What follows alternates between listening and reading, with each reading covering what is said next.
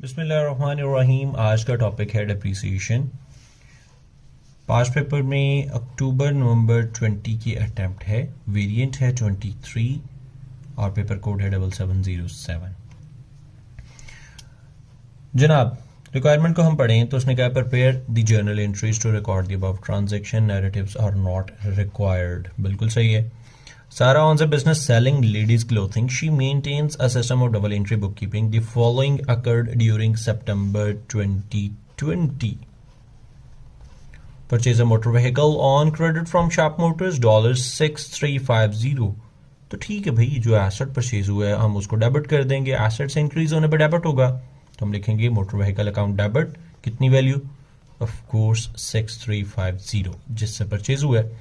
क्या हमने पेमेंट की है इधर बैंक के थ्रू या cash? No, we purchased on credit from sharp motors. तो भाई जो लायबिलिटी है उसके अकाउंट को क्रेडिट कर देंगे 6350 के साथ। Moving on to the next one, Ruhi, a credit customer, was declared bankrupt owing Sara $1200। भाई ये कस्टमर है रूही के नाम से। She do not have the capacity to pay us any more.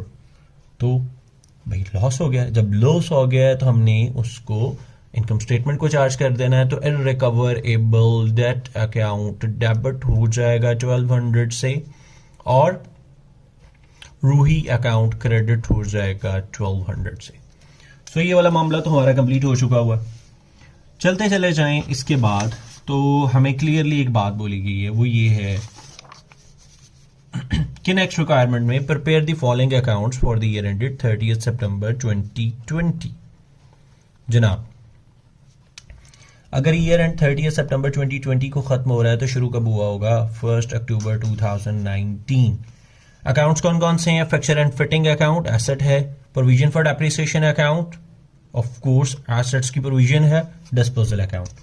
अब यहां से ये पता चल गया कि एसेट्स भी हमारे डिस्पोज ऑफ हुआ ड्यूरिंग द ईयर। वो जो लास्ट रिक्वायरमेंट में हमने पढ़ा है तो उसमें क्लियरली बताया भाई ईयर एंड है 30 सितंबर 2020। हमने कहा शुरू कब हुआ होगा? 1 अक्टूबर 2019। ये एक टाइमलाइन ड्रॉ करना मैं इसलिए रिकमेंड करूंगा कि प्लीज जब तक टॉपिक के अच्छे से ग्रिप ना हो जाए 2-3-4 क्वेश्चंस तक अगर आपको ये टाइमलाइन ड्रॉ करनी पड़ती है, please go ahead with that. It is really going to help you a lot for the solution of the question इंशाल्लाह। तो जनाब आगे चलें तो Sara is preparing her financial statements for the year ended हमें पता चल चुका हुआ है। Requirements already. She provides the following information of fixture and fitting. ये है स्टार्ट डेट 1 अक्टूबर 2019 यहाँ की। ये fixture and fitting at cost मतलब brought down balance. Provision for depreciation of fixture and fittings मतलब ये भी प्रोविजन का ब्रॉड डाउन बैलेंस। तो ये जनाब हमारे पास ब्रॉड डाउन हो गए। तो मूविंग ऑन, उसने कहा 31 जनवरी 2020। अब इसका मतलब इस टाइमलाइन के दौरान यहां पर ये डेट हमने अज्यूम कर ली। Sold fixture and received a cheque of $1150। बिल्कुल सही है। कितने का सेल हो गया? 1150 का। चेक के थ्रू पेमेंट मिल गई। Fixture had been purchased on 1 February 2018 for $1500। तो भाई ये एसेट ओरिजिनली परचेज हुआ था कहीं जाकर। कोई भी हम यहाँ पे ये देखें, उसने एक डेट हमने डिसाइड कर ली जो उसने क्लियरली बता दी है। उसने कहा 1 फरवरी 18। अच्छा, अब हम देखें कि यहां से पहला ईयर एंड ऑफ कोर्स हर दफा 30 सितंबर ईयर एंड होगा। तो पहला ईयर एंड हमारे पास जो आया वो जनाब आया 30 सितंबर 90। सो ये हमारे पास ईयर 1 कंप्लीट हो गया इस एसेट को यूटिलाइज करते हुए। I don't know time portion है नहीं है, वो आगे जाके पता चलेगा। फिर दूसरा ईयर एंड कब आया? ये दूसरा ईयर एंड हो गया। सो ये ईयर 2 को रिप्रेजेंट कर रहा है, यहां तक को मसला। और ईयर 3 के दौरान हमने उसको सेल कर दिया। बिल्कुल सही। फिर उसने कहा कि 31 मार्च 2020 की बात हो रही है। Purchase a new fixture by paying a cheque. हमने यहां पर एज्यूम कर लिया कि एक नया एसेट परचेज हुआ है जिसकी वैल्यू उसने बताई है 3500। डन। कोई मसला? उसने कहा Sara policies to provide appreciation on fixture and fitting at 10% per annum on reducing balance method. तो इसका मतलब नेट बुक वैल्यू के ऊपर डेप्रिसिएशन चार्ज होनी है। अगली बात उसने क्या की, उसने कहा full year depreciation is charge in year of purchase but none in year of sale. भाई बड़ी क्लियरली बात उसने कह दी है कि टाइम अपोर्शन वाले मामले को इग्नोर कर दो। सिंपल सी पॉलिसी है कि जिस साल एसेट परचेज होगा उस साल डेप्रिसिएशन पूरी चार्ज होगी, जिस साल सेल होगा उस साल डेप्रिसिएशन चार्ज नहीं होगी। इसका मतलब जो एसेट हमने सेल किया है उसकी एक साल की डेप्रिसिएशन ये चार्ज होगी, सेकेंड ईयर की ये चार्ज हो जाएगी, यहां पर हम लिख देंगे जो भी यहां पर वैल्यू आ रही है, ठीक है। और थर्ड ईयर में हम उसकी डेप्रिसिएशन को चार्ज नहीं करेंगे। बिल्कुल ठीक हो गया। चलते चले जाते हैं आगे। अब अगला पॉइंट हमारे पास उसने क्या बोला, उसने कहा कि जनाब अब ये सारी चीजें हमें क्लियर हो चुकी हुई हैं, अब हम अगली पोजीशन पे जाने के लिए बिल्कुल तैयार बैठे हुए हैं। तो जनाब हम यहां पर आए, हमने दोनों ब्रॉड डाउन लिख दिए जो गिवन थे। पता है ना कहां पे गिवन थे, हमने अभी पढ़ा है। हमने कहा भाई ये ब्रॉड डाउन गिवन है, ये ब्रॉड डाउन आए और हमने यहाँ पे लिख दिए दोनों जगहों पर। बिल्कुल सही हो गया, यहां तक को मसला। उसके बाद आगे चले तो जनाब अब हमने करना क्या है कि हमारे पास सबसे पहले कॉस्ट अकाउंट को देख लो। ये फ्री के नंबर हैं, ये कभी भी नहीं छोड़ने, कभी भी नहीं छोड़ने। यहां पर हमारे पास स्टार्ट की डेट आएगी जो हमारे पास 1 अक्टूबर 2019 है, बैलेंस ब्रॉड डाउन आ जाएगा, उसकी वैल्यू हम ऑलरेडी लिख चुके हुए हैं। एसेट जो परचेज हुआ था, कौन सा एसेट, ये वाला।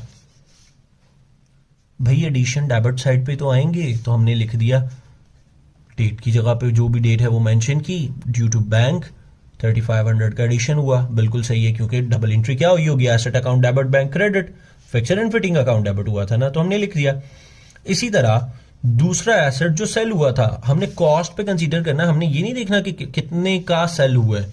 भाई हम देखेंगे उसकी ओरिजिनल प्राइस क्या थी, तो वो तो 1500 थी, तो हमने 1500 से एसेट जब सेल होगा तो क्रेडिट हो जाएगा ड्यू टू डिस्पोजल। तो जनाब ये तो सीधे सीधे फ्री के नंबर है, यहां तक को मसला तो नहीं। चलते चले जाएं। एसेट अकाउंट याद रखना है कि प्लीज इसको कभी इग्नोर नहीं करना, सीधा सीधा ब्रॉड डाउन एडिशंस जो है वो इधर लिखे, डिस्पोजल की वैल्यूज को यहां पे लिखा और उसको balance carry down find out कर दिया। So there is nothing to worry about in this section. Moving on, कहा गया प्रोविजन फॉर डेप्रिसिएशन चार्ज करनी है फिक्सर एंड फिटिंग की। सो नॉर्मली ब्रॉड डाउन इधर आता है, कैरी डाउन इधर आ जाएगा, यहां पर आएगी फॉर द ईयर डेप्रिसिएशन। यहां पर अब क्लियर हो गया हमें भाई कौन कौन से एसेट्स की आएगी। एक तो ओल्ड एग्जिस्टिंग एसेट्स की जो पूरा साल हमारे पास रहे, राइट, और दूसरा न्यू एसेट्स की डेप्रिसिएशन जो है वो यहां पर एक्यूमुलेट होकर आ रही होगी। और ऑफ कोर्स एसेट्स, जब प्रोविजन हम एसेट्स के ऊपर डेप्रिसिएशन चार्ज करते हैं तो प्रोविजन इंक्रीज होने पर क्रेडिट होती है। बिल्कुल सही हो गया। अब वो कैसे कैलकुलेट करनी है हम उसको भी देख लेते हैं। हमने आना है जनाब, ये कुछ हमारे पास मामला है। हमने कहा कि जी सबसे पहले देखते हैं कि जो एसेट सेल हुआ है उसकी स्टोरी क्या है। अब जरा हम अगर उसकी स्टोरी देखें तो कॉस्ट है हमारे पास 1500, बिल्कुल ठीक है। हमने कहा कि जी वो एसेट ये ईयर 1 की डेप्रिसिएशन चार्ज हुई होगी, सो हमने ईयर 18 बनता है ना, 30 सितंबर 2018, 1500 का 10% तो 150 डेप्रिसिएशन ईयर 1 की होगी। इसी तरह 1350 नेटबुक वैल्यू आ जाएगी। इस नेटबुक वैल्यू के ऊपर ईयर 19 की डेप्रिसिएशन जाओ, जिसको हम यहाँ पे ईयर 2 का नाम दे रहे हैं आप लोगों की आसानी के लिए। सो बेसिकली ये क्या होगा, 30 सितंबर 2019। अच्छा, अब जब 30 सितंबर 19 की डेप्रिसिएशन हमने चार्ज की 1350, उसका अगेन 10% लिया तो वो 135, बिल्कुल ठीक है, यहां तक मसला तो नहीं। नेटबुक वैल्यू रहेगी 1215।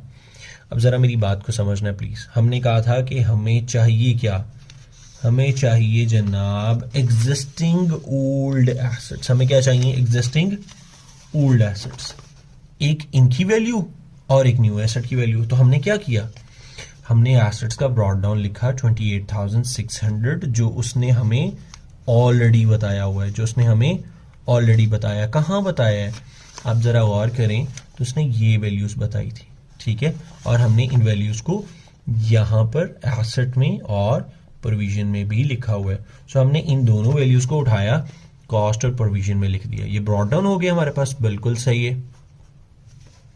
इसमें से जो एसेट सेल हो गया है, डिस्पोज हुआ है, उसकी कॉस्ट कितनी थी 1500, हमने यहां से माइनस कर दी। अच्छा मेरी बात सुनो, जब हमने एसेट की कॉस्ट को माइनस कर दिया है, does it make sense that we have the provision of that depreciation in our accounts? Next justification बनती ना, जब कॉस्ट माइनस कर दी है तो ऑफ कोर्स हम उसकी प्रोविजन को भी रिमूव कर देंगे। जब हम प्रोविजन को रिमूव करेंगे तो ओल्ड एग्जिस्टिंग एसेट्स की वैल्यू कितनी रहेगी 27,100, और ये 285 पता है ना कहाँ से आया, ये 2 सालों की डेप्रिसिएशन है 150 और 135 जो एक्यूमुलेट होके हमारे अकाउंट्स में पड़ी थी, तो वो माइनस कर दी।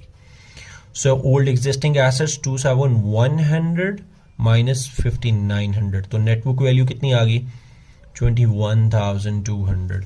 अब 21,200 का 10% चार्ज किया तो हमारे पास आ जाएगा 2120 depreciation for the year of old existing assets.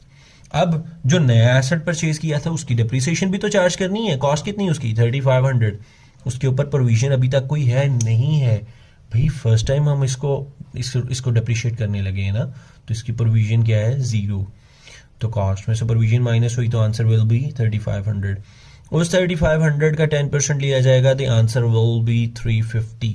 So for the year हमारे पास जो डेप्रिसिएशन हो जाएगी वो 2470। कोई मसला यहाँ तक। तो डबल एंट्री क्या होगी, इनकम स्टेटमेंट बेसिकली डेबिट होनी है और प्रोविजन फॉर डेप्रिसिएशन अकाउंट ने क्रेडिट होना है। तो हमने फिर क्या करना है, हमने इधर आना है और हमने इसको लिख देना है, इनकम स्टेटमेंट हमारी, उस इनकम स्टेटमेंट की वजह से प्रोविजन हमारी इंक्रीज हो गई है 2470 जो हमने अभी कैलकुलेट की थी, ठीक है। So for the year provision record होगी, यहां तक कोई मसला तो नहीं।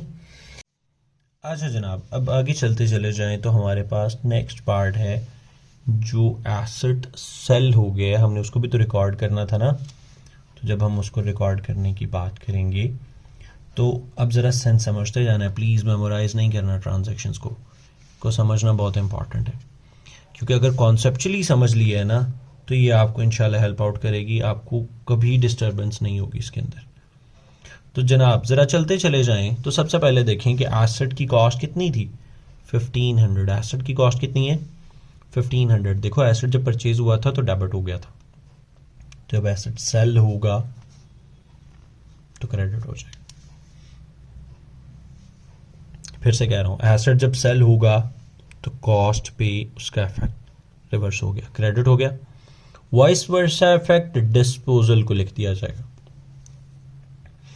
अच्छा, जब हमने कहा कि भाई एसेट को सेल कर दिया तो हम उसकी प्रोविजन को भी तो रिवर्स करेंगे, प्रोविजन इंक्रीज होने पे क्रेडिट हो रही थी कि नहीं हो रही थी, तो प्रोविजन डिक्रीज होने पे डेबिट हो जाएगी, ठीक है, कोई मसला तो नहीं है भाई। जब प्रोविजन इंक्रीज हो रही है तो हम उसको क्रेडिट लिख रहे हैं। सो जब उस किसी भी एसेट की प्रोविजन को हम रिवर्स करेंगे तो प्रोविजन का अकाउंट क्या हो जाएगा, डेबिट हो जाएगा, बिल्कुल सही। Voice versa effect again disposal को। अच्छा, एसेट हमने कितने का सेल किया, हमने सेल किया था 1150। हमने टाइमलाइन पे इसको ड्रॉ किया था, याद है कि नहीं याद, हमने कहा था ये 1150 का सेल हो रहा है, तो भाई चेक के थ्रू पेमेंट मिली थी ना, तो हमने क्या किया, हमने बैंक अकाउंट को डेबिट कर दिया। Again voice versa effect disposal. आपने बेसिक सेंस समझते चले जाना है। देखो एसेट सेल हुआ तो मैंने उसे का क्रेडिट कर दो, voice versa effect disposal.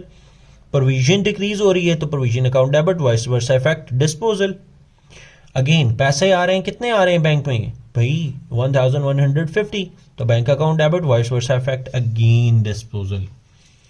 Fourth entry तब होगी if there is a profit or loss, if no profit no loss तो बस 3 एंट्रीज पे बात खत्म हो जानी थी, but we have a loss here. कैसे भाई, 1500 का एसेट था, 285 उसके ऊपर प्रोविजन चार्ज हो चुकी थी, हमारी बुक्स में उसकी नेट बुक वैल्यू थी 1215, बट हमने सेल किया 1150 का, तो इन दोनों के दरमियान डिफरेंस कितने का हुआ 65 का, जो लॉस है, तो इनकम स्टेटमेंट डेबिट हो जाएगी लॉस की वजह से, और अगेन वाइस वर्सा इफेक्ट किसको चला जाएगा, डिस्पोजल को।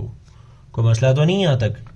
अब जरा बात को समझते चले जाने, मैं चाह रहा हूं कि ये एंट्रीज याद हो जानी चाहिए। अगर याद हो गई है ना तो आपको ये डिस्टर्ब नहीं करेंगे इंशाल्लाह, वरना रटा लगा तो क्या फ़ायदा, समझने का कोई फ़ायदा नहीं होगा ना। सो जनाब ज़रा देखते हैं कि अब हमने इसको क्या करना है। हमने कहा कि जी ये एंट्रीज हैं, हम इसके इफेक्ट्स ऑलरेडी लिख चुके हुए हैं। हमने कहा फर्नीचर अकाउंट क्रेडिट हुआ था, तो हमने ये देखें फिक्चर और फिटिंग्स का अकाउंट जो है ना हमने उसको ऑलरेडी क्रेडिट कर दिया ड्यू टू डिस्पोजल, और डिस्पोजल अकाउंट को नीचे आके ये हमने डिस्पोजल अकाउंट को डेबिट कर दिया। किसकी वजह से? फिक्सचर एंड फिटिंग की वजह से। कोई मसला यहाँ तक? बिल्कुल सही है। उसके बाद चलते चले जाएं तो सेकंड एंट्री हमारे पास क्या है? सेकंड एंट्री हमारे पास है प्रोविजन अकाउंट हमारा डेबिट हो रहा है और डिस्पोजल क्रेडिट। सो जनाब ये हमने प्रोविजन अकाउंट को डेबिट किया ड्यू टू डिस्पोजल, और डिस्पोजल अकाउंट को हमने क्रेडिट कर दिया due to provision for depreciation. जनाब मजीद चलते चले जाएं तो थर्ड एंट्री हमारे पास क्या है? Bank to disposal. Bank account of course यहाँ पे रिक्वायर्ड नहीं है, बट हम बना रहे होंगे तो वहां पे तो इफेक्ट जाएगा, बट यहाँ पे रिक्वायर्ड नहीं है, मैं इग्नोर कर रहा हूँ। डिस्पोजल अकाउंट क्रेडिट हो रहा है तो मैंने यहाँ पे लिख दिया जी डिस्पोजल अकाउंट क्रेडिट हो रहा है due to bank. Fourth entry income statement debit. Of course income statement में इसका एज एक्सपेंस इफेक्ट चला जाएगा। डिस्पोजल अकाउंट क्रेडिट हो रहा है 65 से, तो हमने लिख दिया disposal account credit due to income statement. याद रखना है डिस्पोजल के कभी भी कैरी डाउन नहीं मिलेगा, और अगर आपने कैरी डाउन लिख दिया है ना तो वी मेड एन इन्वेंशन, ठीक है। So there is no carry down of disposal account. जनाब हम अब अपनी रेलेवेंट इस अकाउंट को तो हम स्टार्ट में ही कंप्लीट कर चुके थे, इसकी एंट्रीज को हमने लिख दिया, हमने इसको भी टोटल कर दिया, there is no carry down. इसकी वैल्यूज को ऑलरेडी हम लिख चुके हुए हैं, ये ब्रॉट डाउन था, ये फोर्थ ईयर हमने कैलकुलेट किया, ये डिस्पोजल का इफेक्ट है, इसको भी बैलेंस ऑफ किया तो ये बैलेंस कैरी डाउन आ गया है। और जनाब आपका क्वेश्चन कंप्लीट है। जब भी वो आपसे कहेंगे ब्रेक डाउन द बैलेंस, जो कैरी डाउन है वो आपको ब्रॉट डाउन आपने बना देने होते हैं। That's it. उम्मीद है कि ये आपको हेल्प आउट करेगा। Please do let me know if you need any further guidance on this topic.